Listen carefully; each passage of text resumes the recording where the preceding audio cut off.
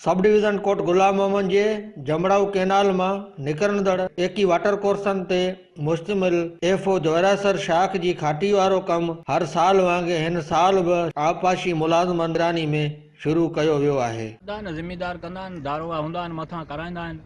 बाक़ी रेगुलेटर जो कमु आहे। टंडे आहियां 101 में रेगुलेटर कोट गुलाम मोहम्मद जो इन जो जेको सफ़ाई वग़ैरह कंदा आहियूं। बाक़ी रंग रोगन जेको सरकारी मिलंदो आहे असांखे उहो उनखे हणंदा आहियूं। असांजो जेको तजुर्बो आहे, असां घटि में घटि 40 साल मूंखे हिते थी विया आहिनि। 1976 खां 77 खां हिते नौकरी में आहियां।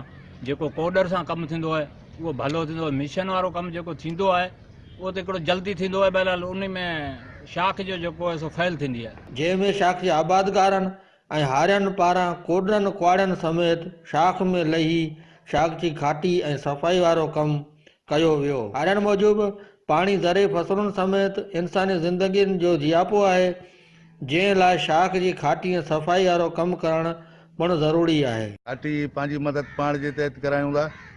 हर साल वांगुरु हिन साल बि करायूं पिया। भल सफ़ाई में इहो ज़िम्मेदारनि जा हारी हूंदा आहिनि। पोइ उन हिसाब सां हर को पंहिंजा पंहिंजा मुआगा साफ़ कंदो आहे। उन हिसाब में खाटी थींदी आहे असांजी। हर साल जी तरह हिन साल बि थिए पई।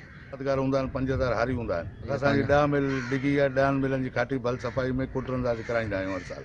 शाख जे आबादगारनि ऐं हारियनि आला इख्तियारनि खे घुर कंदे मुतालबो कयो त इरिगेशन निज़ाम खे बहितर बणाए कैनाल ऐं शाखनि खे पको कयो वञे त जीअं हारियनि ऐं आबादगारनि खे बहितर नमूने सां पाणी जी फ़राहमी थी सघे। कैमरामैन रमज़ान ममरो सां गॾु जावेद कालरो, सन टीवी न्यूज़, कोट गुलाम मोहम्मद।